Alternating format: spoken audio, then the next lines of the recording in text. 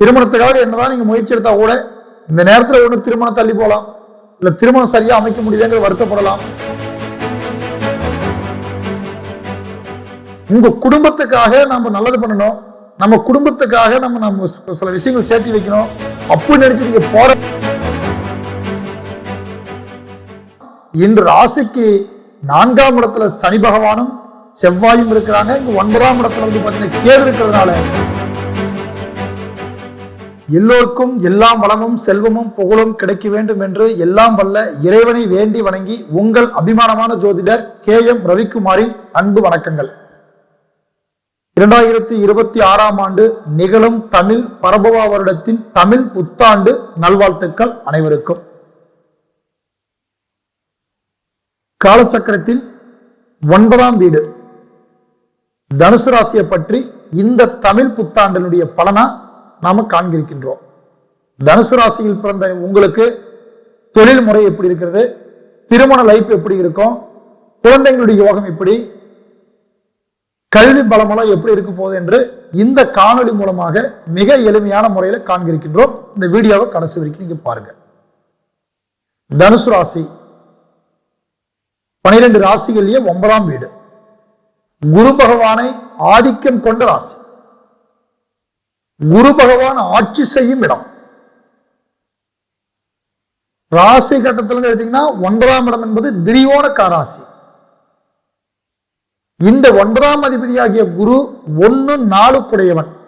குரு பகவான் இன்று வருடத்தின் தொடக்கத்துல இருந்து அதுக்கு முன்னாடி டைம்ல இருந்து மிதுனத்துல ராசிக்கு 7ஆம் இடத்தில் அமைந்திருக்கார்.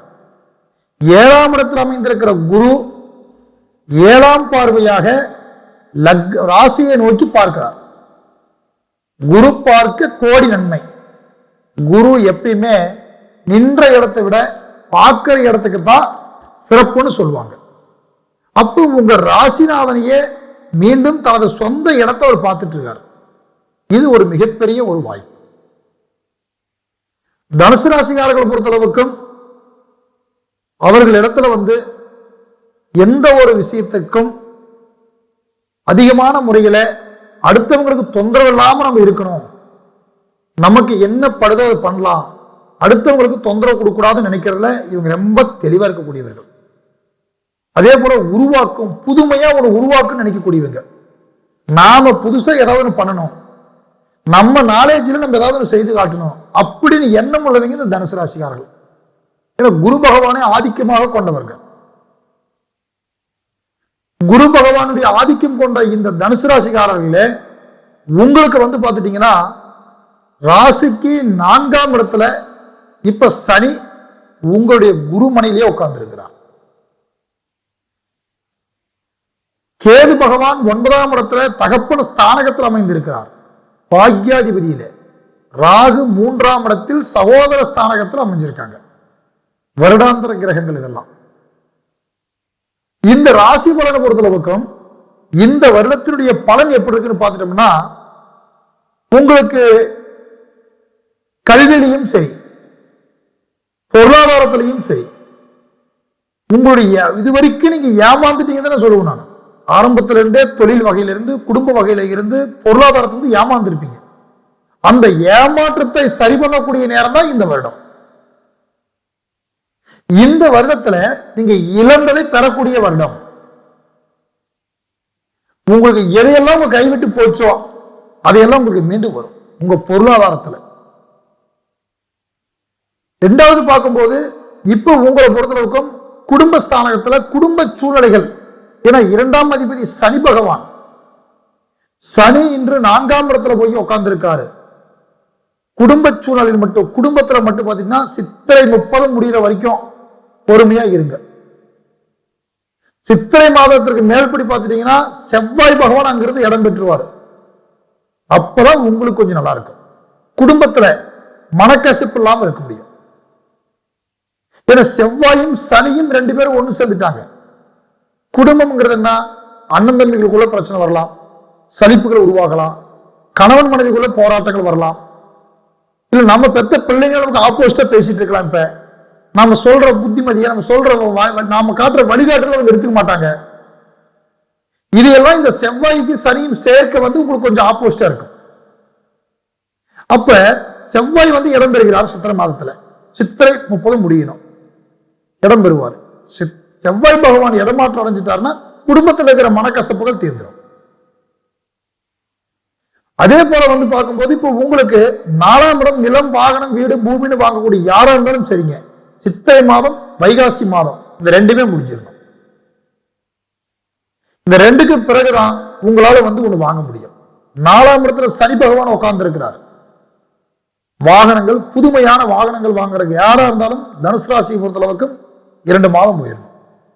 போயிடுச்சுன்னா அந்தாண்ட நீங்க புதுமையா வண்டி மாத்தலாம், வண்டி காரு வாங்கலாம், எதுவாக இருந்தாலும் துணிஞ்சு தைரியமா நீங்க செய்யலாம். உங்களுடைய ராசியை பொறுத்தளவுக்கும் இன்று 7ஆம் இடத்துல குரு பகவான் இருக்கிறாரு. திருமணத்துக்காக என்னதான் நீங்க முயற்சி எடுத்தா கூட இந்த நேரத்தில் ஒண்ணு திருமணம் தள்ளி போகலாம், இல்ல திருமணம் சரியா அமைக்க முடியலங்கிற வருத்தப்படலாம். ஆனா ஜூன் மாதத்துக்கு பிறகு அந்த வருத்தம் உங்களுக்கு இருக்காது. கணவன் மனைவி கிட்ட போராட்டம் வரலாம், சில சலிப்புகள் உருவாக்கலாம். இது எல்லாம் உங்களுக்கு, ஏன்னா 7ல குரு இருக்கிறாரு. 7ஆம் இடத்துல குரு உக்காந்துட்டாவே ஒண்ணு குடும்பம் அமையறதுல லேட் பண்ணும், இல்ல அமைஞ்ச குடும்பத்துக்கும் சின்ன சின்ன ப்ராப்ளம் வரும். அது இந்த ஜூன் மாதத்தோட உங்களுக்கு அதுவுமே விளைகிறோம். ஜூன் மாதத்துல குரு பகவான் இடம் பெறாரு. 8ஆம் இடத்துல போய் கடகத்துல உச்சம் அடைகிறாரு. குடும்பஸ்தானத்தை பார்வை பார்க்கிறாரு. அப்ப குடும்பத்தில் இருக்கிற எல்லா குழப்பமும் தீர்ந்துடும். அதெல்லாம் நீங்க ஒன்றும் கவலைப்பட வேண்டாம். நீங்க என்ன உங்களுக்காக, உங்களுக்கு ஒரு எதிர்கால தேவைக்காக எதை நீங்க பூர்த்தி பண்ணணும் நீங்க போராடிட்டு இருக்கிறீங்களோ அந்த வாய்ப்பு இப்ப உங்களுக்கு மீண்டும் வரப்போகுது.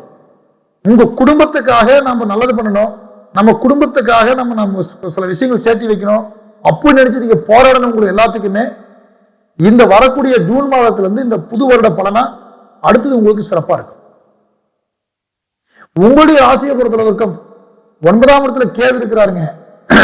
முன்னோர்கள்கிட்ட ஒண்ணு அண்டர்ஸ்டாண்டிங் குறைஞ்சிரும், இல்ல அவங்க ஆரோக்கியம் பாதிச்சுட்டு இருக்கும்.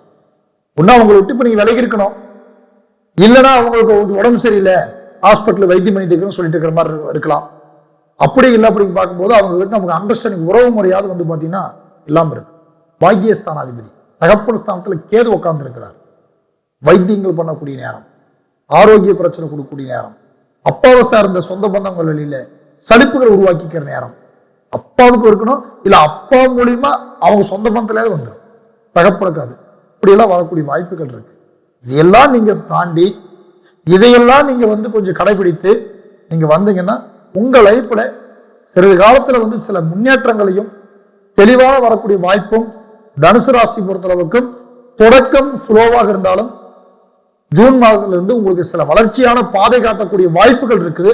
அதே போல தனுசு ராசி காரர்கள் நீங்கள் உங்க பெரியவங்களை 9ஆம் இடத்துல கேது பகவான் இன்று இருப்பதனால அவங்கள உங்க முன்னோர்கள், உங்க குலதெய்வத்து வழிபாடு, பத்ரகாளி அம்மன், காளியம்மன் கோவிலில எலுமிச்சம் பழத்தால விளக்கு போட சொல்லுங்க. அப்படி விளக்கு போட்டாங்க அப்படின்னா அவங்களுடைய ஆரோக்கியம், அவங்களுடைய உடல், இல்ல அவங்க மூலியமா ஏதாவது ஒரு பிரச்சனை ப்ராப்ளம் இருந்தாலும் அதையெல்லாம் வந்து நிவர்த்தி வந்து ஆகும். காரணம், இன்று ராசிக்கு 4ஆம் இடத்துல சனி பகவானும் செவ்வாயும் இருக்கிறாங்க. இங்க 9ஆம் இடத்துல வந்து பாத்தீங்கன்னா கேது இருக்கிறதுனால பெரியவங்க மூலியமா எந்த ஒரு தொந்தரவு இல்லாம இருக்கிறதுக்காக தான் நீங்க அம்மன் கோவில், அதுவும் காளியம்மன் கோவில் எங்க இருந்தாலும், நீங்க உங்க ஊர்லயே இருந்தாலும் சரி, அது பெரிய கோயிலா சின்ன கோயிலா அதெல்லாம் கணக்கு இல்லைங்க. காளியம்மன் அம்மன் கோயில் இடத்துல போய் நீங்க ஒரு வெள்ளிக்கிழமை நாளுல எலுமிச்சம் பழத்தால விளக்கு போடுங்க.